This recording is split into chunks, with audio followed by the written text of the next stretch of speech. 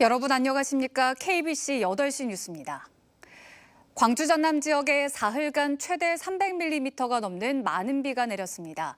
지난 4일부터 오늘까지 고흥 나로도와 장흥 관산, 해남 북일 등에 300mm 이상, 완도 광양 등에 200mm 이상, 광주와 목포 등에 100mm 이상의 많은 비가 내린 것으로 집계됐습니다. 이번 비로 고흥과 강진 보성에서 벼 175헥타르와 보성과 강진 장흥 등에서 밀과 보리 525헥타르가 침수 피해를 본 것으로 잠정 집계됐습니다. 하지만 주암댐과 동복댐의 저수율이 각각 27.5%, 28.6%까지 오르고 완도섬 5개 지역의 제한급수를 순차적으로 해제하기로 하는 등 가뭄 해결에는 큰 도움이 됐습니다. 한편 내일은 대체로 흐린 가운데 새벽부터 오후까지 5mm 안팎의 비가 내리는 곳이 있겠으며 내일 아침 최저 기온은 11도에서 14도, 낮 최고 기온은 14도에서 16도의 분포를 보이겠습니다.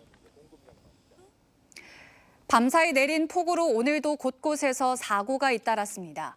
오늘 새벽 4시 반쯤 광주 북구 용전동에서 도시가스 배관이 침수돼 용전마을 280여 가구의 가스 공급이 오후까지 멈췄고 복구 작업을 위해 10개 가구의 상수도 공급도 중단됐습니다. 또 오전 8시쯤에는 광주 광산구 장덕동에서 하수구에 뭉쳐있던 기름때가 많은 비에 넘쳐 풍영정천으로 흘러들어간다는 신고가 접수돼 119 등이 오일 펜스를 설치하는 등 방제 작업을 실시했습니다. 광주 전남에서도 주택 전세 임대차 계약 해지 이후 보증금을 돌려받지 못하는 사고가 증가하고 있습니다. 한국부동산원 부동산테크 누리집에 따르면 올해 3월까지 광주에서 발생한 전세 보증 사고는 14건, 피해 규모는 34억 3,400만 원으로 직전 분기에 비해 피해액이 10억 원가량 늘었습니다.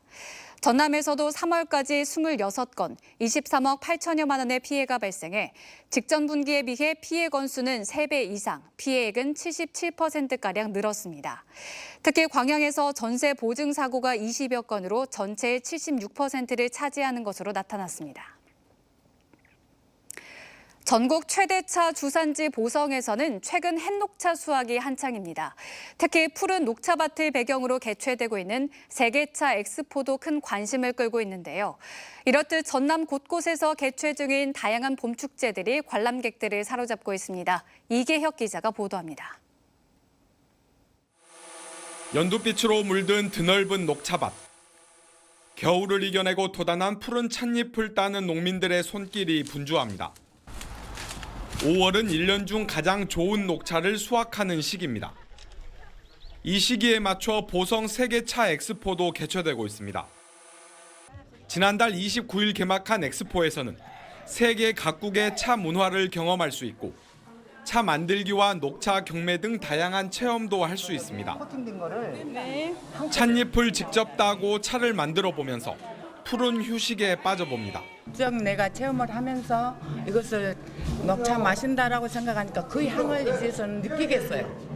축제에서 언니 오빠들도 만나고 친구도 만나고 노래도 신나는 거 들어서 좋아요. 차 엑스포뿐 아니라 보성에서는 레저 뻘배 대회와 철쭉제도 함께 열려 다양한 볼거리와 즐길거리를 경험할 수 있습니다. 어린이들을 위한 프로그램이 많이 준비되어 있습니다. 사랑하는 가족과 함께 보성 세계차 엑스포 오셔서 행복한 추억 많이 만들어 가시기 바랍니다. 이 밖에도 내일까지 여수 거북선 축제와 해남 어린이 공룡 대축제, 장흥 키조개 축제 등 전남 곳곳에서 다양한 봄 행사들이 개최됩니다. KBC 이계혁입니다. 1960년대 광주 방직산업의 호황기를 상징하는 발산마을 뽕뽕다리가 48년 만에 재개통됩니다. 광주 서구청은 지난 2021년 6월부터 29억 원을 투입해 길이 65m, 폭 5m 규모의 인도교인 발산 뽕뽕다리 조성 공사를 모두 마치고 오는 11일 개통식을 갖는다고 밝혔습니다. 발산 뽕뽕다리는 1960년대 발산마을에 거주하던 여공들이 방직 공장에 출근하기 위해 광주천에 구멍 뚫린 철판으로 만든 임시 교량을 부르는 이름으로 지난 1975년 홍수에 떠내려가면서 사라지게 됐습니다. 인구 문제로 고심하고 있는 전라남도가 청년들을 붙잡기 위해 지식정보 문화 기업 유치에 힘을 쓰고 있습니다. 전국에서 유일하게 보조금까지 지원하고 있는데요. 그 성과와 문제점을 고익수 기자가 짚어봤습니다.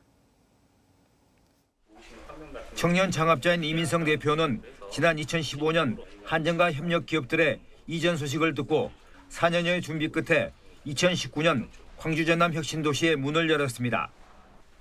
에너지 분야에 특화된 이 회사는 직원 15명으로 첫 발을 내디딘 뒤 지금은 직원 10명을 거느린 의젓한 중소기업으로 성장했습니다. 성장에는 이전 기업에게 고용인원 3명의 3년 근무를 기준으로 1억 원을 지원하는 전라남도 지식정보문화 기업유치 보조금이 한몫을 했습니다. 이 덕분에 지난 5년 동안 76개 기업이 둥지를 털고 29억 7천만 원의 보조금을 지급받아 1,900명의 청년 일자리가 생겨났습니다.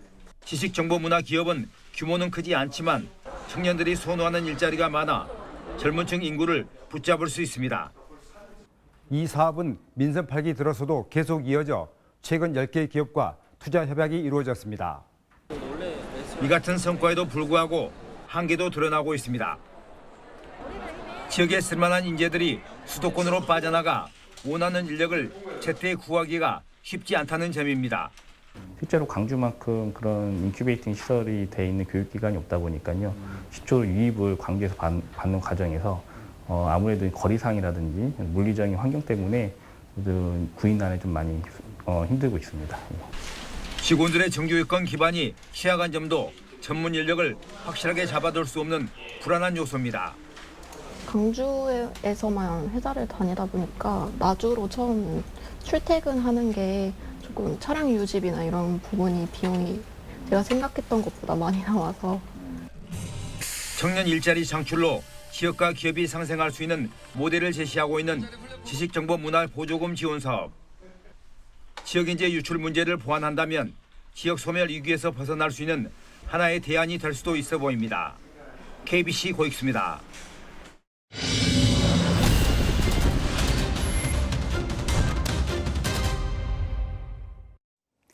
전남대병원에서 개발한 신형 스텐트가 미국 특허를 획득했습니다.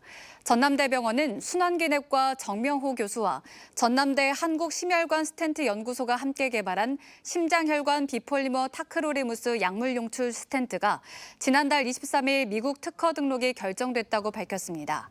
전남대병원은 지난 2022년도에는 범부처 전주기 의료기기 연구개발 사업을 지원받아 비폴리머 에버룰리무스 약물 용출 스텐트를 개발해 미국 특허와 상표 등록을 마친 바 있습니다.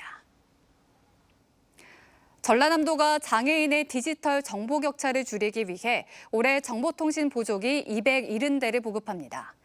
보급 대상은 전남에 주소를 둔 등록 장애인과 상위 등급 판정을 받은 국가 유공자로 보조기기 가격의 80에서 90%를 예산으로 지원합니다.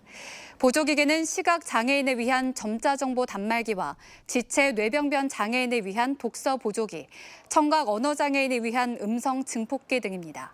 전남도는 지난해에는 정보통신 보조기 259대를 지급했습니다. 전라남도가 전국에서 처음으로 불규칙한 형태의 토지 경계 조정 시범 사업을 추진합니다. 이번 사업은 복잡한 절차 없이 토지 소유자 간의 동의에 따라 경계를 조정하는 방식으로 이루어지며 여수와 해남에서 시범적으로 시행됩니다.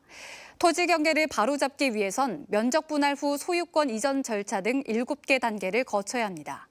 전남도는 시범 사업 추진이 완료되면 국토교통부에 법령 개정 등을 건의할 계획입니다.